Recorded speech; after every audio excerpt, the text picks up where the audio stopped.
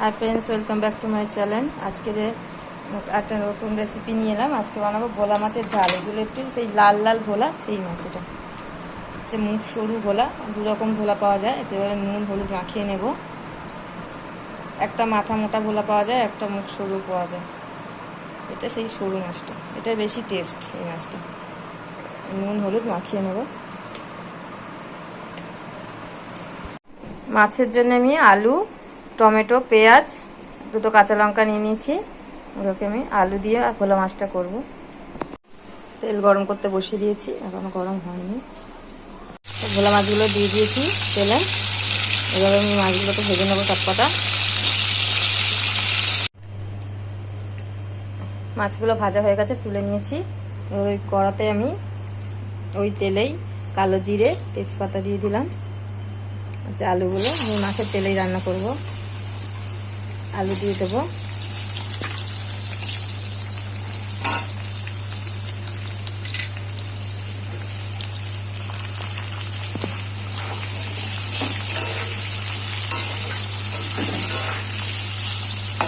আলুর সাথে পেঁয়াজটাও দিয়ে দেবো। পেঁয়াজটা নাহলে নরম হবে না।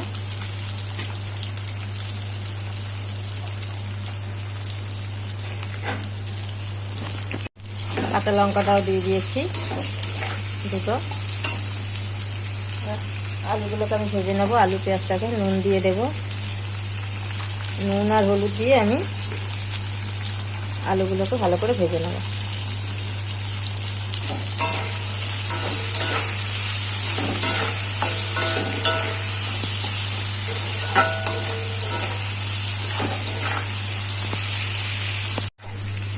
আলুটা ভাজা হয়ে এসছে। এবার আমি টমেটো কুচিটা দিয়ে দেবো।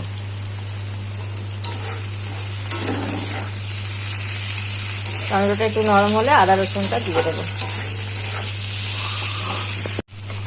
টমেটোটা নরম হয়ে গেছে। এবার আদা রসুনের পেস্টটা দিয়ে দেবো। আদা রসুনের পেস্ট করে রেখেছিলাম, আদা রসুনের পেস্টটা দিয়ে দেবো। দিয়ে মশলাটাকে আমি কষিয়ে নেব।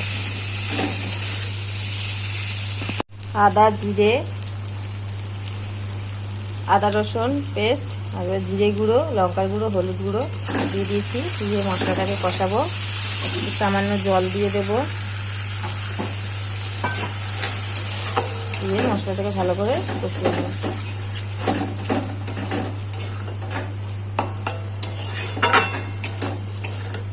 এবার তেল ছেড়ে দেবে যখন, আমি তখন জল দেবো।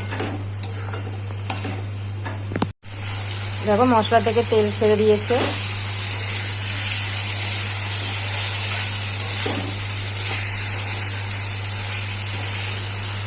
এবার আমি জল দিয়ে দেব।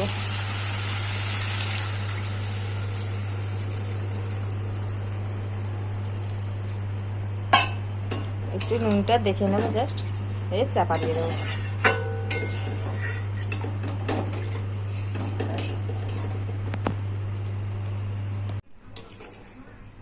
ঝোলটা হয়ে গেছে। এবার আমি ধনে পাতাটা দিয়ে দেব।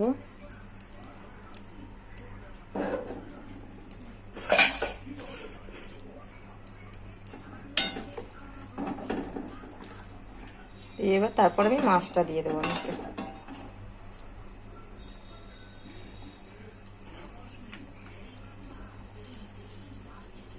দেখো এরপর এই জন্য ধনে পাতাটা, তাহলে ফ্লেভারটা মাছেও যাবে।